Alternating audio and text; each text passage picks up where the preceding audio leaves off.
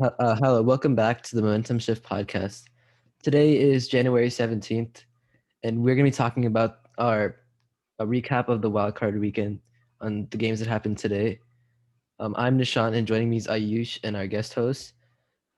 The first game today was Rams versus Packers. What are your thoughts on this game? So I personally didn't get to see the game. I tried to wake up early and check it out, but I woke up too late and I think the game was already over basically at that point. I don't I'm not going to say I was surprised because everyone and their mother thought that the Packers are the better team and they're going to win, but I sort of expected the Rams defense to put up a fight, and it was really interesting to see the exchange with Jalen Ramsey and Devontae Adams and how he was saying, like, I think I don't know if I forgot what he said, but he was basically saying, "You can't guard me or hold me down." So, what do you think? Well, I was expecting Jalen Ramsey to be on Devontae Adams a lot, but they kind of zoned up Adams, and that kind of like turned me off, for the game because at that point it just got boring. Like Packers were just dominating the game as they usually do.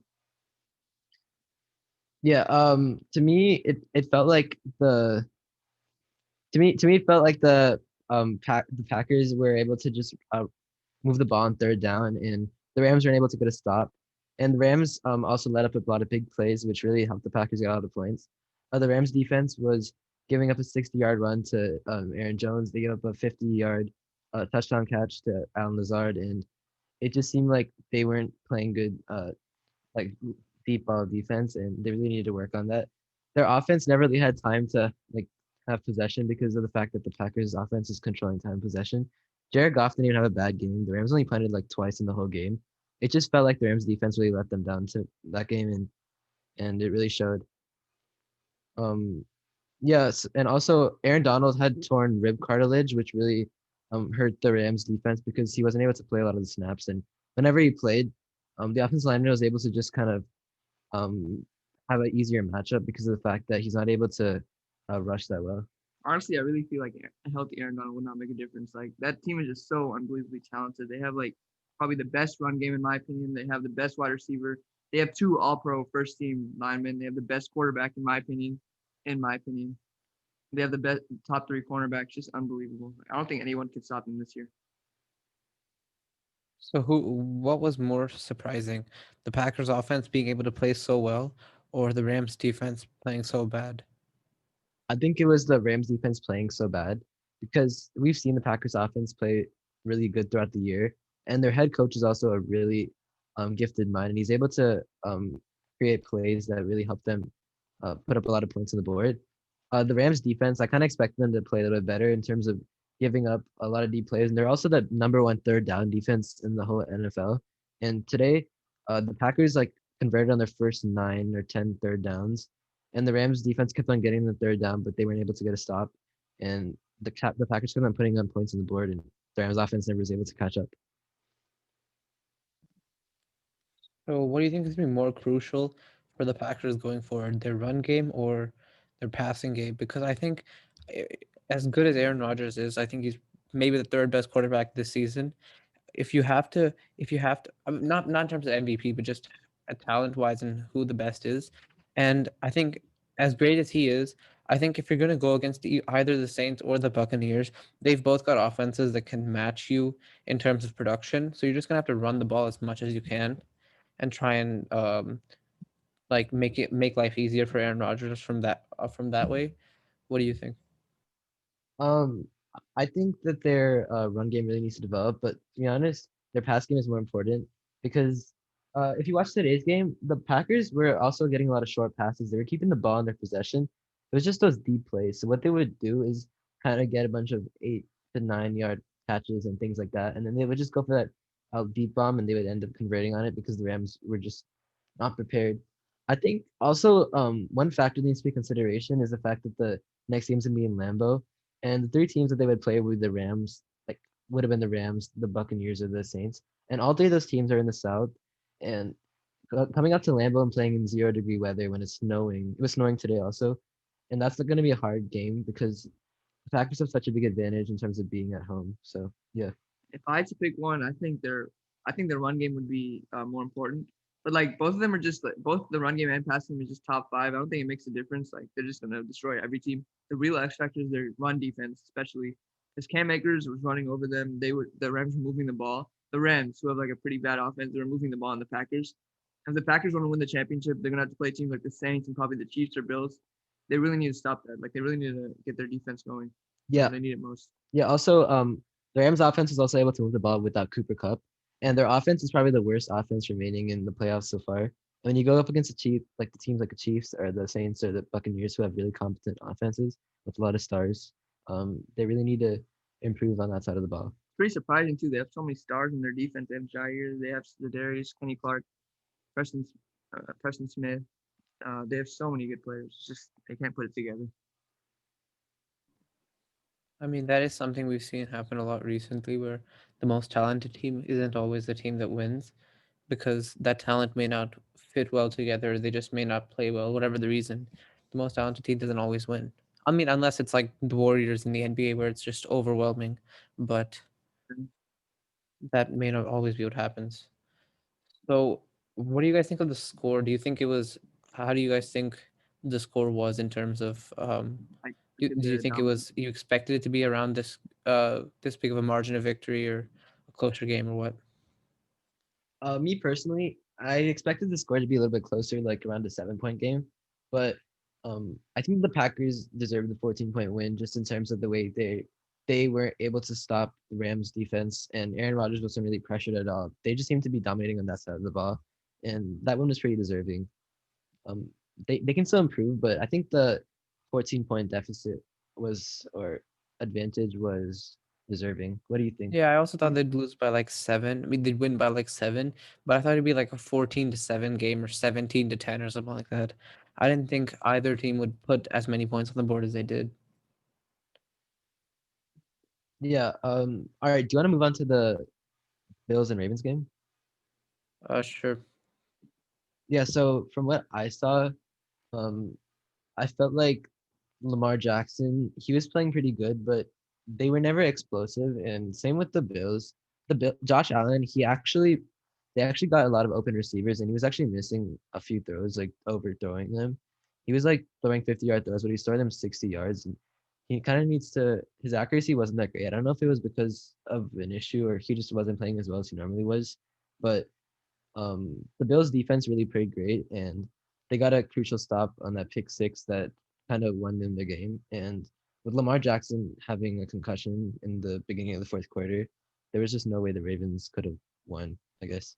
Yeah, the Bills defense has been playing like surprisingly well. Like they weren't that good in the regular season. Like they were solid, but they weren't that good. But they've like really stepped it up. Like against the Ravens, who've been like running over teams like 400 yards in like week 17, killed the Titans with their run game. They were just like shut down like 3 points. Like Justin Tucker did miss field goals, but I mean 3 points is just absurd. They did get lucky. They had lots of plays that won't go their way next time. So just around the end of the third quarter, they had that 100-yard pick six. You can't count on that happening every play. You can still give them credit for it, but that just won't happen all the time. Lamar Jackson had to get injured, and the play he got injured on, it was a bad snap, which won't happen again, most likely. And then they also, towards the end of the game, their backup on fourth down, he had someone wide open. He had someone wide open for a touchdown. He broke the thing, or he just overthrew him. And then another fourth down, a fourth and goal, they almost converted. So even though they won by 14, this game was a lot closer than the score might suggest. Like the Yeah.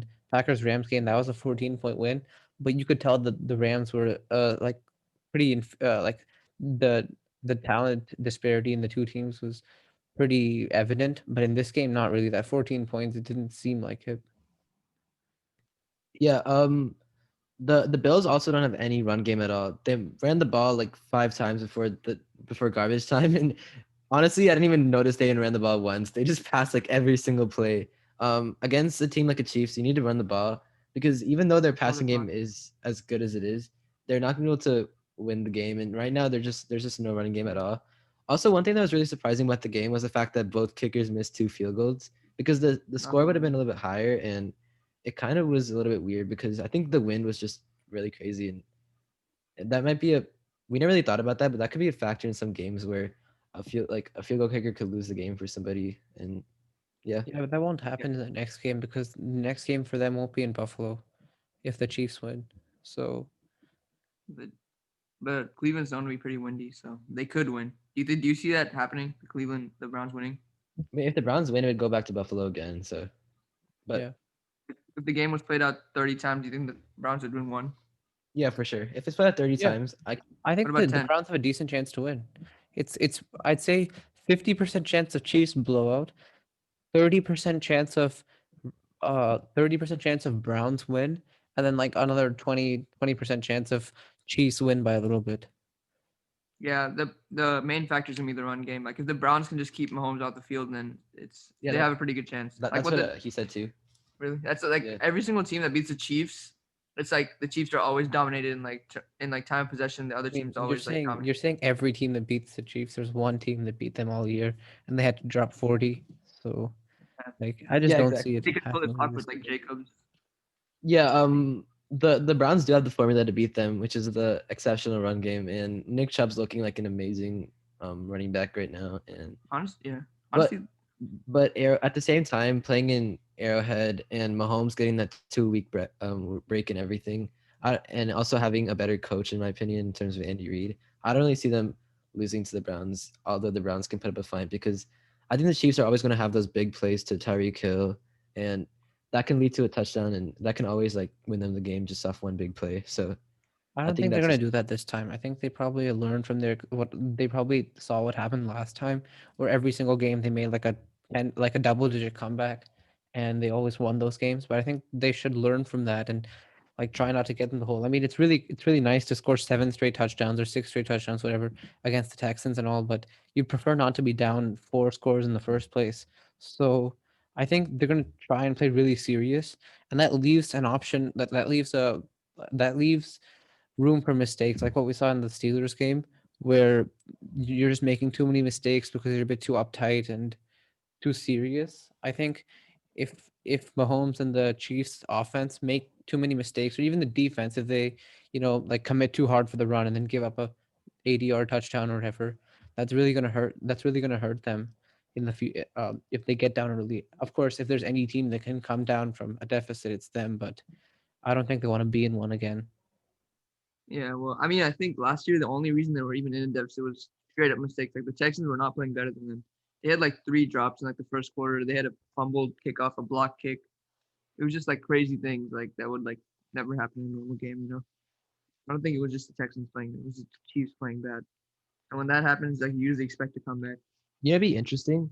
A Chiefs Bills AFC Championship where there's literally no running at all, because both teams right now have like non-existent run games, and they both have really really good passing games. Like in terms of yardage, the top two teams in the league, and that'd be a really really interesting matchup because it's really entertaining in terms of just all the passing that's gonna be going on and stuff like Yeah, that. but if you're the Bills, now that you won the game, you've got to hope that you've really got to hope that the Browns win, not just because they're the worst team, but the way I see it, the Bills are like a sort of mini version of the Chiefs. They do the same thing, not a spectacular defense, a great pass offense, and not a great running game. I think if you're the Bills, you should be really scared of the Chiefs because it's sort of whatever your style is, they can do the exact same thing just better. So if you're the Bills, you really don't want to have a shootout with Kansas City. And at this point, it's too late into the season. It's like week 19 or something. So you're not gonna suddenly find a new identity to be a run team. So I think if you're the Bills, you got to be a little bit scared now for tomorrow. Yeah, Zach Moss, who's like their primary running back, he's been out for a few games, and hopefully if he's able to come back, that'll be a really big help to them because they're at least gonna get some type of running game. I So they're gonna actually get like max 80, 90 yards probably. They're not gonna. It's not gonna be like a Yeah. Derrick Henry type thing where he gets you yeah 200 something yards and he's your primary yard getter or anything. So no, The but Bills, and even if you do what get I'm a few yards, you're not just gonna reinvent a new identity in 1 week. no, but what I'm saying, I actually agreed with you about the Chiefs part to some extent because the way they were able to stop the Ravens' run game as well, um, it kind of was really good. And against the Browns, they also have a really good run game, and the Bills' rush defense was looking really really great today. And if they're able to replicate that against the Browns, that's the way to beat them. And their pass defense was okay, but they were also kind of letting up like deep passes like in the fourth quarter. Brett Hundley missed that pass, but that would have been a touchdown to Marquise Brown and plays like that. So yeah, I think the reason you said like the Browns can run the ball as much as they want, and even let's even say the Bills have a bad their rush defense has a bad day.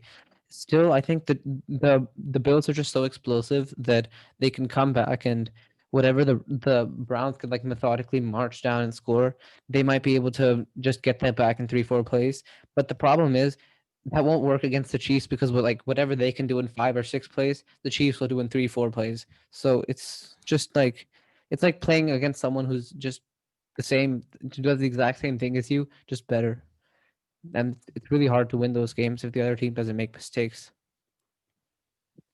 yeah. Yeah. Well, we saw last AFC Championship, the Chiefs literally played the Titans, who have like the best run game, and the Chiefs even stopped that. So I really don't see anything the Chiefs' way. Like honestly, What as of right now, what are y'all's like Super Bowl predictions in terms of the teams that are gonna be playing each other? You can Uh, go first. I think it's gonna be Packers Bills because although I can see the Chiefs beating the Bills, I kind of have a little bit of hope in the Bills. And but from what I've seen with the Bills in the last 9 weeks on their 9-game winning streak, I kind of think they can beat the Chiefs, although it'll be tough. And I can also see it being Packers Chiefs. I'm not saying I don't, but I kind of think the Bills have a chance against the So Chiefs. you think yeah, no it's other pretty. team from the NFC has a chance? It's I actually think the Saints have a really good chance against the Packers, but because of the home field advantage in Lambeau and the way they played against the Rams today, their offense is just looking really, really explosive. And it's not just Aaron Rodgers, also their run game. The offensive line is looking really good, even without David Bakhtiari. And their team is just so well rounded that even if Aaron Rodgers has a mediocre day, their defense could maybe still have a good game and kind of make the other team score 20 or less, and the Packers could still win. Or I'll Aaron give you a Jones has a good prediction day. for what happens in the NFC. The It's gonna be like one of the like it's gonna be a close game, high scoring game, Saints and Buccaneers. But Brady's gonna win that game by a touchdown or whatever, 10 points something, because he's Tom Brady. And then the next game they're gonna go to Lambeau Field and they're gonna destroy the Packers by like 30, guarantee. You think so? Maybe. But yeah, it's Brady. But Like I but don't know why people have they been already telling did the it. Bucs. They already did it once this season. So like, if you want to say that's not possible, they're playing too well and all that, just rewind a few weeks back, few months back, and you'll see they literally did the exact same thing. no, what I think is if the Bucks beat the Saints, they're gonna beat the Packers. But I think the Saints will beat the Bucks because, um, to me the Saints are the best roster in the NFL. Like if you don't count the quarterback, and they're just so well rounded. Their defense is top five. Their offense is top five. They have such a good running back. They have good wide receivers. They have a good tight end. I don't really see them missing almost anything in their whole lineup. They even have a good kicker. They have home field advantage against the um, Bucks in the Superdome. I think if the Bucks beat them though, because they do have Brady, they can beat them. The Bucks will beat the Packers though because of the matchup they had earlier this year. And the Super Bowl is also in Tampa, so that'd be kind of cool to have like a home team in the Super Bowl if that makes sense. Well, I mean, the Saints have like that formula like every single year. Like they have a talented roster. I think at the end of the day, Breeze just can't get it done. He can't make the big throws. He can't like lead the team back because his game is just like dink and dunk. I don't trust Breeze. I think the Bucks are gonna win. That's my prediction. They don't need And Brees to do it. If you're smart, well, you just use Alvin Kamara as much as you can and try and get him. Like yeah, I think he had like 5 or 6 touchdowns one game. If you can get 2 or 3, you have a good chance of winning. yeah, but with that offense, that Bucks offense with all those receivers, they're gonna be explosive. You have to That's like particularly the reason you try and run the ball as much as you can to limit how explosive they can be. yeah, The but biggest, when you the only reason, the only X factor in that whole thing, it's not the Saints defense, it's not any of them. It's only Antonio Brown. Because if we're being honest, Antonio Brown, if he was like the old Antonio Brown, the Steelers one, he is easily the best wide receiver in all of the NFL right now. I don't care about Devontae Adams or Stephon Diggs. If you bring that Antonio Brown back and you give him to Tom Brady right now, he's easily the best. So he's going to be the X factor because I think Chris Godwin now has is going to be like that third option in in their receiving attack, and it's just all on Antonio Brown now. Yeah. Also, their running game's actually been playing pretty well over the last few weeks, and they're able to develop that. They have really good pass blocking wide receivers, and Gronk, who's maybe the best blocking tight end of all time. There's someone I called can George Kittle. I actually Gronk think is a better Gronk's blocker. actually a better blocker. Like He Gronk, locked. Not He literally now. locked out Chase Young Not last now. week. maybe, but Not I now. Yeah, not now. yeah, he Not now. still is a top 5 blocker at least, and I can their running defense. I mean, their rushing game is going to be really important because the Saints offense is also pretty explosive, and I can kind of see Drew Brees having a good game even if his season hasn't been that exceptional in terms of his usual production. So yeah. What do y'all think about the Ron? What do you think about the Chiefs Bills potential matchup? I think it's gonna be high powered. They have no run game, really good pass game, average defense. It's like perfect recipe for like a 60, 70 point combined game.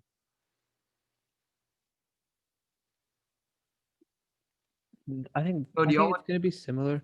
I think the Chiefs are gonna have a similar road to the Buccaneers, where they're gonna win by a little bit, maybe against this team, and then like if this happens, I think most likely they'll win by a little, quite a bit against the Browns. But if they're gonna make it to the Super Bowl, they're probably gonna win by a little bit against the Browns, like maybe 10 points or something, and then they're gonna destroy the Chiefs, the Bills. Sorry. Do you think the weather in Green Bay makes an impact on a matchup between the Buccaneers or the Saints and the Packers? Of course. definitely that the Tampa and Lambeau Field is just they're complete The opposites. Like exact opposite, yeah. yeah, like Tampa Bay is not a good matchup to the Packers at all. Saints I think are a better matchup for the Packers, but I think the Bucks are gonna beat the Saints. So it's just like Oh, so you think that?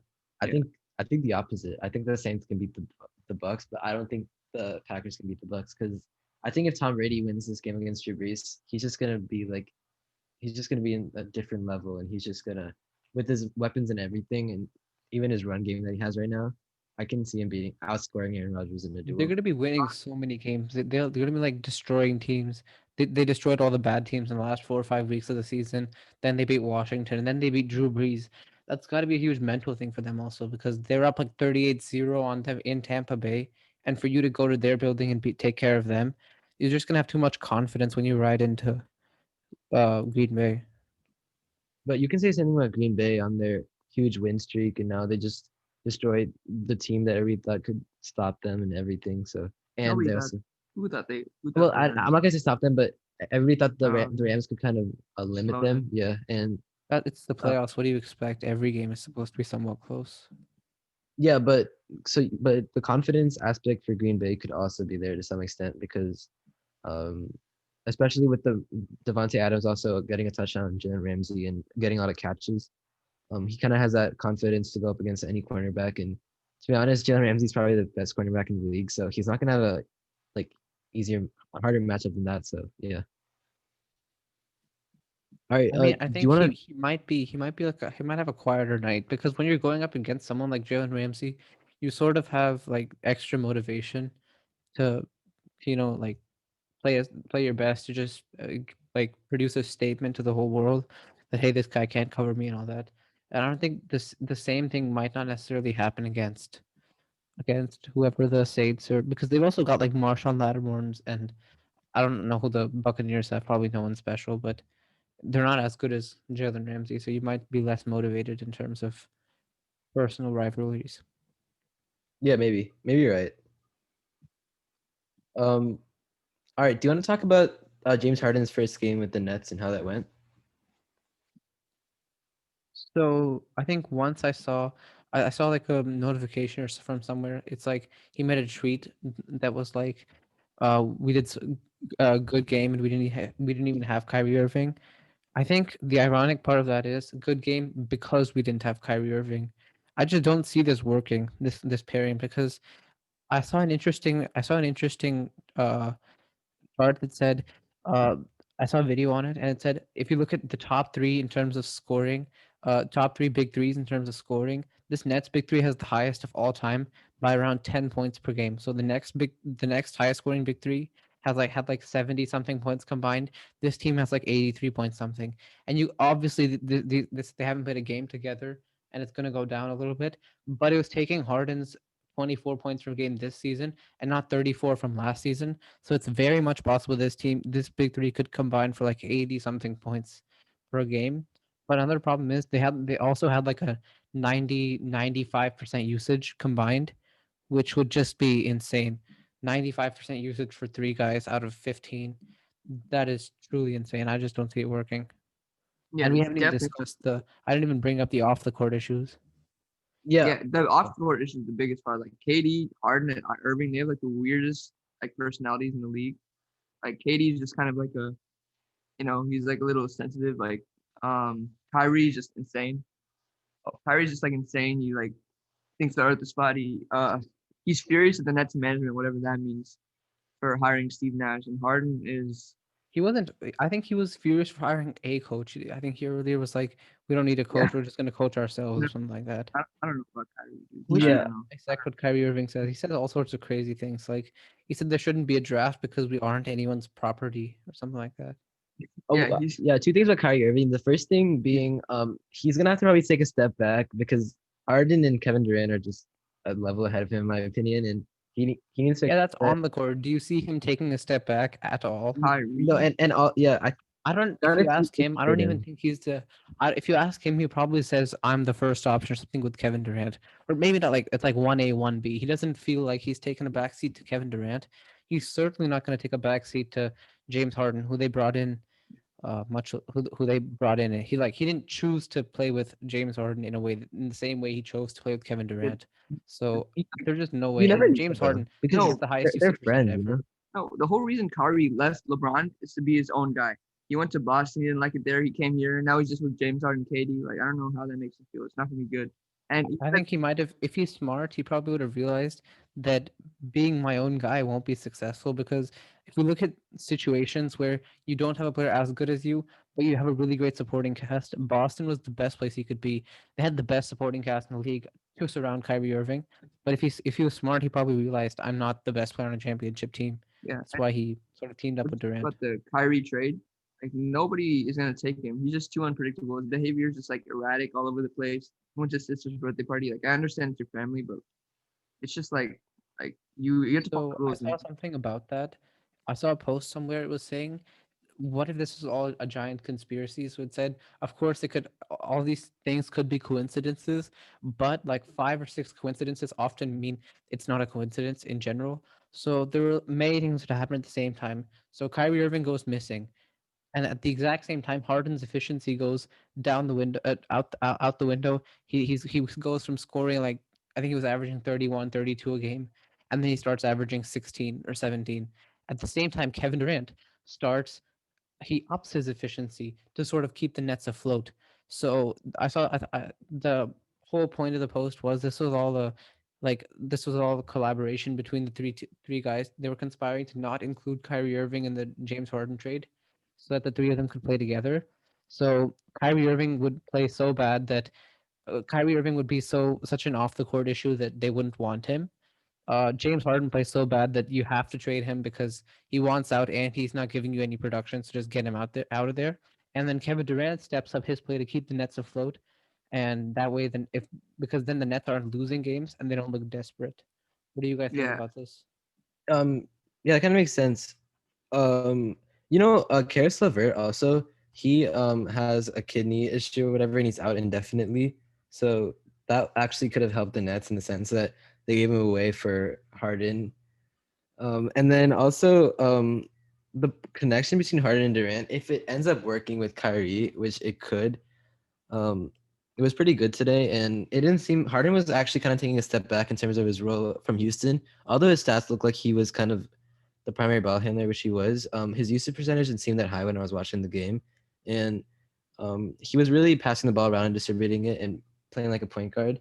Although they kind of had that in Kyrie. So if Kyrie kind of takes that shooting guard role where he's kind of more of a scorer and let Harden be the point guard, I can kind of see it working. yeah. But But if Kyrie honestly, Irving is your scorer, I think James Harden is statistically the greatest scorer of all of them, probably in the whole league.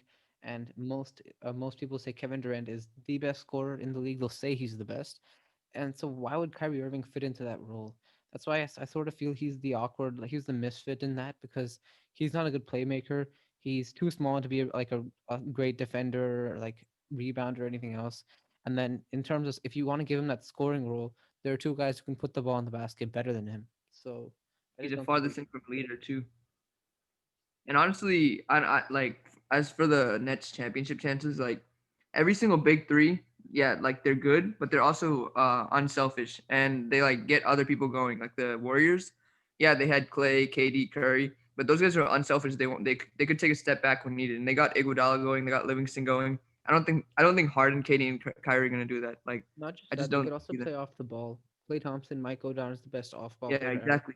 Like And then Harden, not Durant and he's so Steph are so awkwardly great good. shooters that they could easily play off ball. Do you really see Kyrie Irving and James Harden playing off ball? No way. To be honest, they should just trade Kyrie if they're able to. They should trade Kyrie for like a bunch of 3 and D players and just kind of surround Harden and KD with just 3 and D players, or maybe a big man so that they have better post defense. Because Yeah, but that's never in the gonna game do. today, Uh, Nikola Vucevic was getting all he wanted, and their post defense isn't there because DeAndre Jordan just isn't the player he used to just be, yeah. and Jarrett Allen being traded might have hurt them because Jarrett Allen is a really good shot blocker and he's also really young, so he's really Why athletic. did they trade And Jared Allen? They traded him to the Cavs. The Cavs didn't Yeah, even add anything to the trade. They added like one somewhat meaningless first round pick.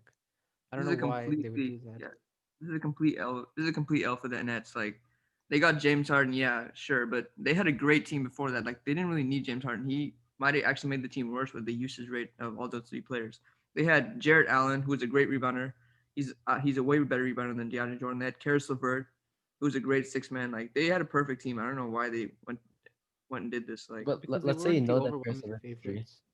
That's what happened. yeah, So but the they're thing still is, not. do you guys think? I think if this is assuming everything goes right, no off the court issues, no like selfishness or any of that stuff happening, good chemistry, all that. I think the Nets can should be easily the favorites to make it out of the Eastern Conference. Do you guys think they can even beat the Lakers? Because the Lakers are looking somewhat unstoppable right now. Nobody can beat the Lakers. They just have, especially the Shooter trade. It was genius. They basically traded Danny Green for Shooter. Like their team is just unstoppable now. Like, did you see, like like 6 times this season, the Lakers have had 6 players to score over 10 points. They just have they have great defenders too. They have great rebounders. They have great young players on their bench, Yeah, and they have 2 great cornerstones of their franchise. Just unstoppable. yeah, and they also have just having LeBron by himself kind of Yeah, guarantees you like something, and then you have Anthony Davis, Montrezl Harrell, Dennis Schroeder, like Marcus Gasol, Wesley Matthews, Kyle Kuzma. Their team is just so like Alex the Caruso. Lake. Yeah, Yeah, their team is just so good. Like they're so deep. And They when they can Alex defend on so many Caruso is no, people. like your ninth man or something, that's sort of Yeah, yeah, scary. exactly. the Lakers literally have a perfect mix of like great play styles and stuff. And the Nets roster just looks like you just picked 2, 3 random superstars and just threw them together. And then your like their next best players like Joe Harris, like they can't beat the Lakers. Like maybe they can win the East, They but they're can not beat gonna the beat the Lakers. Lakers. I think they have a chance. The Lakers are the safer bet because they're sort of a model of consistency, and the Lakers have like the best net rating, the best defense, all that. And LeBron is playing 30 minutes a game. Anthony Davis is scoring like 20 points per game. He's not playing well. LeBron is playing sort of like an MVP, but his stats aren't eye popping. And I think we all know that Anthony Davis and LeBron are better than how they're playing. So if the Lakers can even turn it up a notch with those two playing even better, they sort of they sort of could be quite unstoppable, but the Nets can challenge them with their three best players if you think about it. Yeah, to me, the Nets just have to kind of outscore every single team, and um, the the difference between them and Miami, even though Miami didn't really have any depth, was that Miami kind of had a more defensive big three where they could play better defense, and with Miami's Dwayne Wade. trash this year. No, I'm saying Yeah, like the LeBron Miami team. Sorry, I should have Oh, clarified okay. that. Like the difference between them and the LeBron Miami team, like that Miami team, they didn't really have any depth either, but like they just had like 3 people that kind of balanced together, and they also had better defense. And I feel like also having LeBron's a step above Kevin Durant, even like as good of a scorer as Kevin Durant even is. They had Um, they had above all else, they had people who were unselfish. Like Chris Bosh could have like been like a all NBA first team type of guy, but he was like fine just being a 3-point shooter. And Dwayne Wade had his own team, but he was fine giving that team up, like giving the keys to LeBron. So that's the main thing because from a talent perspective, pretty much every big three is talent worthy. I mean, is championship worthy unless there's a better big three. So it just really comes down to selfishness and sacrificing. Yeah, because with the Selflessness. no, the thing about the Lakers this year is the Lakers have a big two, and they have like a bunch of players that you can consider like tier 3 or tier 4 players. And I feel like that might be a better model than just having a big three Yeah. because the third star doesn't really even get that much production anyway. And if you get that from a bunch of players like Montrezl Harrell and Dennis Schroeder and Marc Exactly, and Gasol, these players like Montrezl Harrell and Shooter, they don't have the same ego and expectations as the third star, because that star is like an all-star, a top player in the game, so they sort of want yeah. more. And the Lakers have the Patriot culture where Montrezl, like you talked about in the last episode or 2 episodes ago, where Montrezl took the $6 million pay cut, and a lot of these players are coming in to play with LeBron, and they understand their role. And A lot of these um, old guys also like Marcus Gasol yeah, or Wesley exactly. Matthews. The Yeah, same thing that Wesley would Matthews, happen to the even Patriots, where like Dennis old Schroeder. running backs would always show up to get rings, and then that's what they would like find out creative ways to use these old running backs. The same thing is happening with like Marcus Gasol and Matthews and these guys who haven't necessarily won as many titles as they would like. Yeah, it's kind of like how the Spurs were like 5 to 6 years ago. Yeah. To add on to the Nets situation, they're in a tough spot because all their stars are like 30 plus years old. They have no draft pick, first round draft picks till 2028, and like it's just win or bust for them, and it doesn't look like they're gonna win. Like especially with the I COVID don't think the situation, trade they was a don't have good a bench. idea. Honestly, I Yeah, they think don't they have a still, if KD and Kyrie were playing well, I think they still would be like favorites to make it out of the Eastern Conference. They wouldn't be favorites to win the title, but they still be favorites to make it out. And now with that, with James Harden, they increased their chances by quite a bit if everything goes well. But then they also severely drastically increased their chances of failure, while also risking everything, risking their whole future. Yeah, this COVID situation is worse for them because if just one of their stars are out, even their bench players, they have nobody on their bench to like back them up. So and the key to beating the Lakers having a deep bench like the Heat last year. Well, they didn't beat them, but they competed. Yeah, they don't really have. They don't. They really need to depend on their top three, and if their top three doesn't perform any of the games, they just lose because they just don't really have anybody else that can really come in other than like Jeff Green or Joe Harris, and they're just not as good as people like Dennis Schroeder or even Marcus Gasol or Montrezl Harrell. They're just not at that level. Yeah, especially with Dinwiddie Well, being injured, that's really crazy that their fourth best player is Joe Harris, and like it's just crazy, dude. what do you guys think will be the role of defense? Because the Lakers, if this is the finals matchup, like LeBron and Kevin Durant, the Lakers are going to have the best defense in the NBA. Or maybe if they don't have the best like net rating or whatever defensive rating, we all know they're at least top three. And the Nets have serious like questions on the defensive end. How do you think that's going to affect the matchup? I think first of all, Anthony Davis is going to guard KD. LeBron's going to guard Harden, and Wesley Matthews is going to guard Kyrie Irving. But from the Nets' perspective, the Lakers have a bigger lineup than them, and unless Kevin Durant's gonna have to guard LeBron probably because they don't really have another guy that can probably guard him because Joe Harris just isn't athletic enough and isn't like he doesn't have a big enough wingspan to kind of keep in pace with LeBron. So Kevin Durant's gonna have to guard him, which is gonna limit his offense side of the ball a little bit because he's not gonna get any relief, I guess. And then uh, DeAndre Jordan is probably gonna have to guard Anthony Davis, which is also a bad matchup because DeAndre Jordan isn't the defender he used to be. And either Yeah, I don't yeah, think that's going to work at all. If Steve Nash wants to go radical and put James Harden on him, I think we saw that happen in the last series when Harden faced off against the Lakers. Do you think that's going to work, putting Harden on Anthony Honestly, Davis? Because yeah, Harden, like putting Harden is a really underrated post defender. Like I'm pretty sure like just like he's just a year removed from being like one of the top five rated post defenders. Like he might be bad at a perimeter. He might be like lazy, but like how big he is, like his mass, he's like a tank like in the post. He can like lock people down. His like hands are just like quick and like nimble. yeah, Harden's a little bit lazy in the perimeter, but if you put him on Anthony Davis, it could work in some situations because um he's not gonna be able to block any Anthony Davis's shots, but when Anthony Davis is posting up and going for those turnaround jump shots and all that stuff, Harden's pretty good at guarding that stuff because he's really big and strong, and that's what you so do kind you of think need. he'll be a better fit to put Harden on him than DeAndre Jordan? because I really see no world where DeAndre Jordan can keep up. Like no way on the perimeter, and even inside, he might be stronger than Anthony Davis, but Anthony Davis is like too athletic and he's too fast and quick down there. So there's just no Yeah, way. I think. he'll Yeah, be a better fit, but in no way will he stop him. but There's nobody on that the team. problem with There's the Lakers. yeah, when you get to these stars, there's no stopping them. Like you could put Kawhi Leonard, or any great perimeter defender on anyone, no one gets stopped. They still give you like 20 points every night. So there's no such thing as stopping them, but slowing down to the best of your ability. I feel like the Bucks are actually kind of built to stop the stop the Nets. Like the Bucks defensive lineup can actually kind of guard the Nets better than another team might be able to because their team is kind of just built on the defense side really well, in my opinion. And if that becomes the Eastern Conference Finals matchup, that could go bad for the Nets because the Bucks have really good defensive scheme, and if Giannis is able to play like even better than he did over the last 2 years, Not because the really. Nets really have those There's I see almost no chance it happens. Because because yes, I agree. The Bucks are the best offense in the league, and that too by far. But you're playing like 4 games against the Pistons.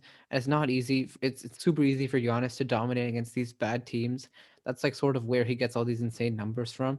Because if you like, he has a history now of underperforming in when it matters the most. And if you put someone like Kevin Durant on him, and they've also got like DeAndre Jordan to just be like a bigger body, and Jeff Green and all these guys, they're not amazing defenders, but they're all right. You just put Kevin Durant on him, and then if in this matchup, you really to beat the Nets, I mean the Bucks, all you really need to do is neutralize Giannis, so you can like sacrifice some of Durant's offense for increased production on the defensive end. And guess what? You have James Harden, Kyrie Irving to pick up the slack on I can offense.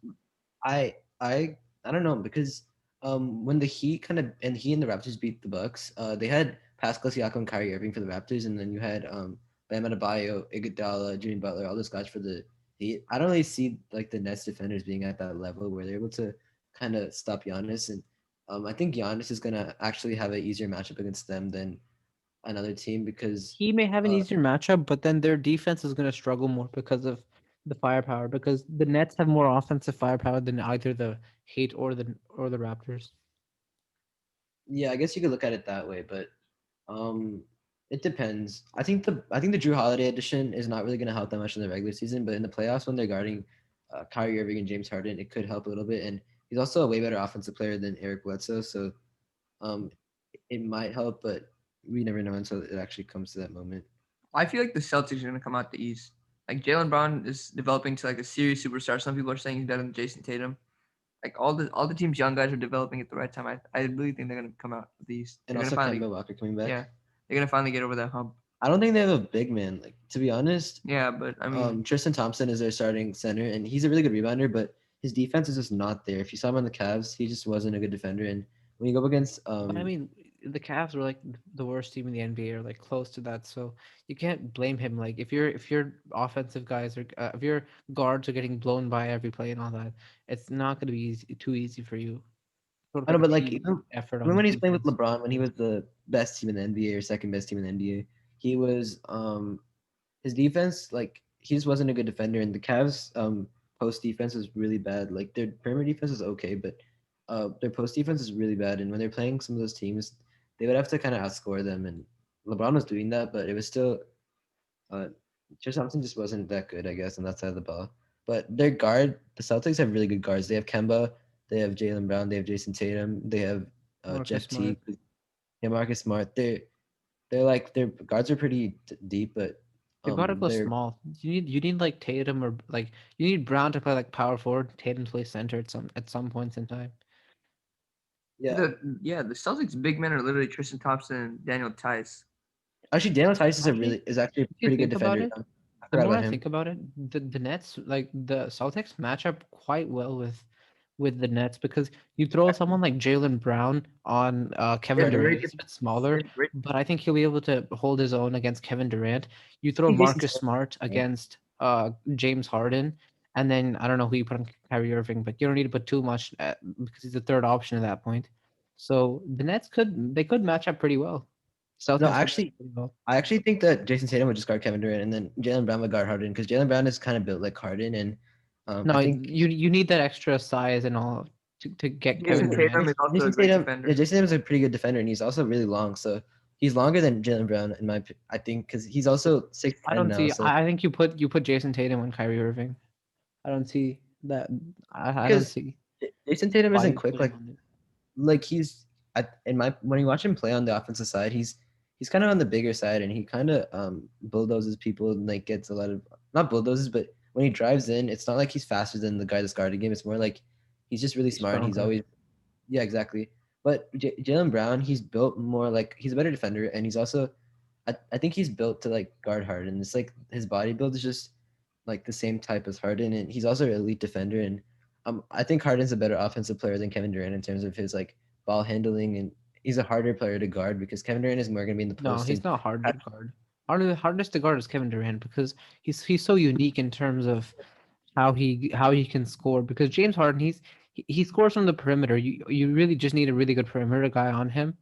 And It but doesn't Kevin matter Durant how. is James Harden different. tires you out more, and James Harden's gonna probably be the primary ball handler, while Kevin Durant, like because of the fact that the Nets have Kyrie Irving and James Harden, Kevin Durant's gonna get a reduced role in terms of the amount of ball handling he's gonna do, not necessarily the amount of points he's gonna score, because he's gonna get a lot of those. Like if you watch the Nets game today, Harden was assisting on a lot of his passes, like a lot of his points. I think Harden had like 9 assists to him, and Kevin Durant was making a lot of those post jump shots where he's just shooting over the other guy. So in that sense, he's harder to guard than Harden, but like Harden tires you out more because when you're putting a guy on Harden, he's gonna have to like run around and cover those step backs and get tired that way, in my opinion. Yeah, no, Harden might get some space, but at the end of the day, like it comes down to shot, and he'll make maybe 50%, maybe probably less. But like a guy like Kevin Durant, like 6'10", huge, like hugely long arms, like a great shot. Like you can't guard that. Like he's gonna He make used to most of release those the balls. ball at he used to release the ball at 10'3". So if you can't dunk the ball at all, if you can't dunk, you literally can't guard Kevin Durant. There's no Yeah, chance like of like doing When yeah. he anything. was I'll say that 10 Harden's the best scorer. Yeah, he scores, but like when it comes down to 1v1, like who has the better who you have the better chance of stopping? Like Harden, he's gonna chuck up that shot. You know, he's gonna miss probably. And Durant, like he'll make it. Harden's actually really efficient though. Like if you look at his step back threes, he doesn't. I mean, I agree Harden's efficient, but I sort of feel the same as I did with Giannis, where he does a lot of that against like the worst teams, and he also doesn't perform as well. Like I don't know, he's not a choker, but he doesn't perform as well in the playoffs as he Yeah, should. exactly. He certainly doesn't step up, and like he obviously he takes a step back. Now, of course, 28, 8, and 6 or whatever is still better than 99% of the league, but I think he just gets all these crazy numbers and efficiency and all that from the bad teams, like playing against the Magic or What's up with the these Pistons. No, random but guys? it depends though, because when you're in a team like the Rockets, he's a number one option. But when you're playing the Nets, like there's 3 guys that are like good enough that they could be the number one option in terms of scoring. And I think that with Harden like playing on a team with like 2 other stars around him, it's gonna be easier for him to score the ball. And when he was on the like Rockets, I feel like teams were able to like do what they did to Giannis, where he doesn't have that second guy, and they can kind of really focus on Are him. you sure it's going to be easier for him to score? Because he, for the last so many years, he's in the mindset of scoring, just dribbling as much as I want and taking a lots of dribbles and doing all that.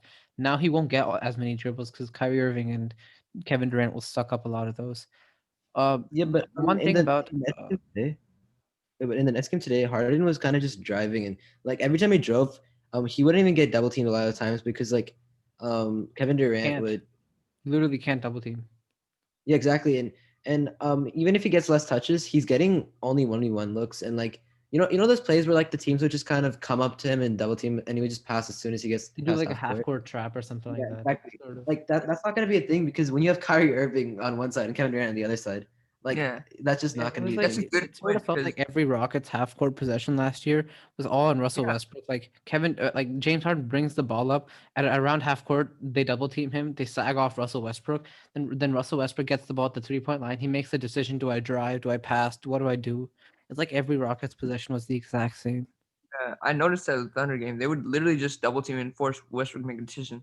They would let him shoot. He would shoot. He would break. You know, Yeah, yeah. that's a formula to be in the Rockets, but you can't do that with the Nets when you have Kyrie and KD on the other Yeah, side. Irving and KD aren't gonna brick, and also Joe Harris, who's a 3-point contest champion. Like you have like 3 other guys that can like splash a 3-pointer, and if you just leave those guys, like you can't do that like what you did with Westbrook, Yeah, but because the defensive side is a huge problem. yeah, the defensive side will be a big problem though, because They don't have the length, and also Irving and Harden don't really put enough effort on the defensive side.